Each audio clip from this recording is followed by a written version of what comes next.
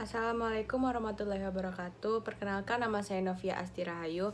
Saya dari Program Studi Kesehatan Masyarakat Universitas Baitur Rahmah dengan nomor pokok mahasiswa yaitu 20 170 12 0004. Baiklah, di sini saya akan menjelaskan tentang epidemiologi penyakit tidak menular.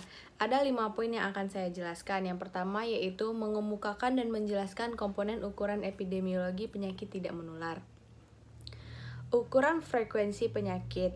Ada 3 jenis ukuran. Yang pertama yaitu ukuran frekuensi penyakit, ukuran asosiasi, dan ukuran dampak potensial. Ukuran asosiasi menjelaskan tentang seberapa sering suatu penyakit atau peristiwa di bidang kesehatan terjadi di masyarakat. Ukuran untuk mengatur besaran masalah dan tingkat keganasan.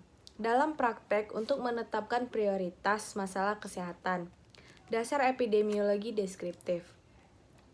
Komponen ukuran frekuensi ada 2. Yang pertama yaitu pembilang atau numerator dan penyebut atau denominator.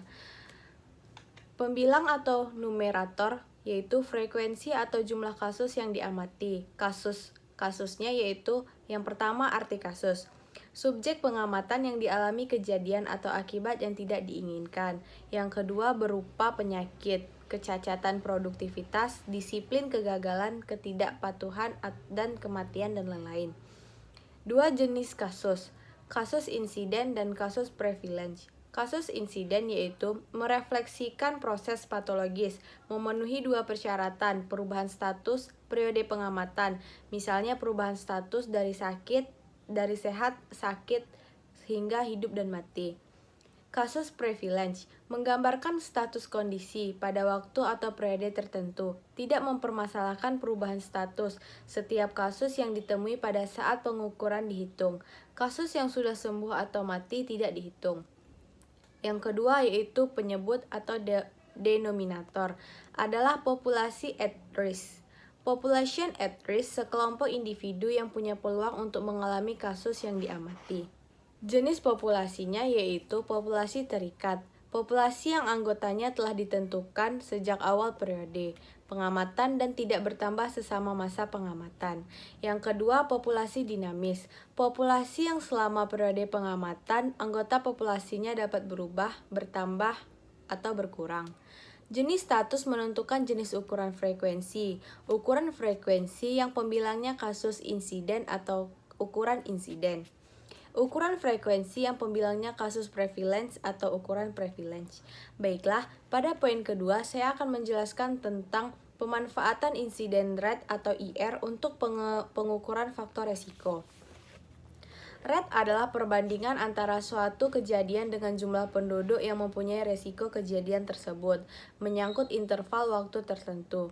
Rate untuk menyatakan dinamika dan kecepatan kejadian dalam suatu populasi masyarakat tertentu. Contohnya, penyakit campak beresiko pada balita dan penyakit kanker serviks beresiko pada wanita. Incident rate adalah frekuensi penyakit atau kasus baru yang berjangkit dalam masyarakat di suatu tempat atau wilayah atau negara pada waktu tertentu, umumnya dalam 1 tahun. Dibandingkan dengan jumlah penduduk yang mungkin terkena penyakit baru tersebut. Rumus dari incident rate adalah jumlah kasus baru pada periode waktu tertentu dikali K. Jumlah populasi beresiko pada waktu yang sama. Manfaat incident rate yang pertama yaitu untuk mengetahui masalah kesehatan yang dihadapi. Yang kedua, mengetahui resiko untuk terkena masalah kesehatan yang dihadapi. Yang ketiga, mengetahui beban tugas yang harus diselenggarakan oleh suatu fasilitas pelayanan kesehatan. Baiklah, pada poin ketiga saya akan menjelaskan tentang contoh jenis faktor resiko. Faktor resiko bersama penyakit tidak menular yang dapat menjadi penyebab adalah yang pertama yaitu merokok.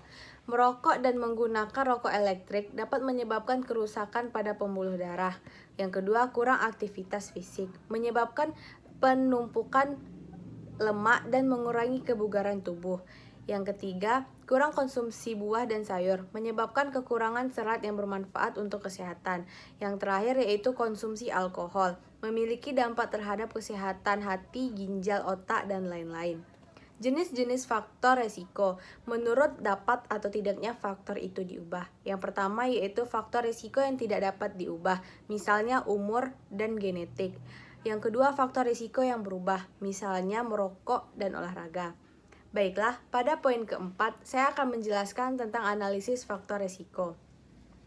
Tujuan analisis risiko adalah untuk memisahkan risiko kecil yang dapat diterima dari risiko besar dan menyiapkan data sebagai bantuan dalam prioritas dan penanganan risiko. Ada 3 tipe risiko yang dapat digunakan untuk menetapkan status risiko. Yang pertama yaitu kualitatif, semi kuantitatif, dan kuantitatif atau kombinasi tergantung pada kondisi. Dalam praktik pendekatan yang digunakan cenderung pada analisis kualitatif yang ditunjukkan untuk memperoleh indikasi umum status risiko. Yang pertama yaitu analisis risiko berkaitan dengan dampak dan kemungkinan terjadinya. Penilaian atas kemungkinan dan dampak mengikuti kriteria dan skala penilaian sebagaimana yang telah disepakati sebelumnya. Atas skor yang diberikan oleh setiap pihak yang terlibat penilaian risiko, di rata-rata baik untuk skor kemungkinan maupun dampak. Skor rata-rata kemungkinan dan skor rata-rata dampak selanjutnya dikalikan untuk memperoleh skor akhir setiap risiko. Jika terdapat risiko yang memiliki skor akhir yang sama, tempatkanlah risiko dengan skor dampak yang lebih tinggi sebagai risiko dengan prioritas yang lebih tinggi.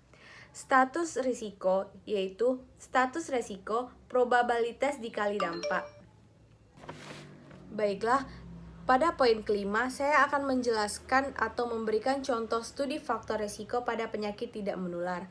Penyakit tidak menular atau PTM merupakan penyebab utama kematian di dunia. Penyakit tidak menular juga mendominasi penyebab kematian di Indonesia, terutama di Yogyakarta.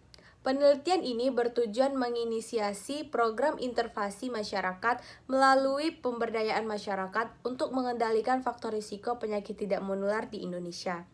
Kasus pada daerah pedesaan di Yogyakarta. Penelitian ini menggunakan metode kualitatif.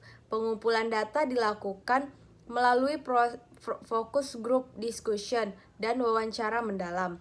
Informasi penelitian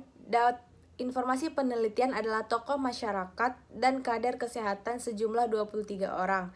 Analisis data menggunakan metode thematic content analysis.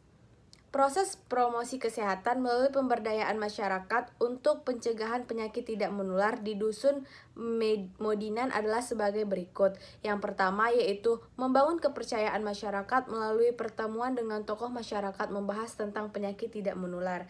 Yang kedua, meningkatkan kesadaran masyarakat melalui pertemuan kader kesehatan. Yang ketiga, mengembangkan program promosi kesehatan. Yang keempat, mengorganisasikan kesehatan promosi kesehatan tentang perilaku cerdik, meliputi yaitu kesehatan secara rutin, enyahkan asap rokok, rajin aktivitas fisik. Dan yang terakhir yaitu inisiasi untuk pemeliharaan program.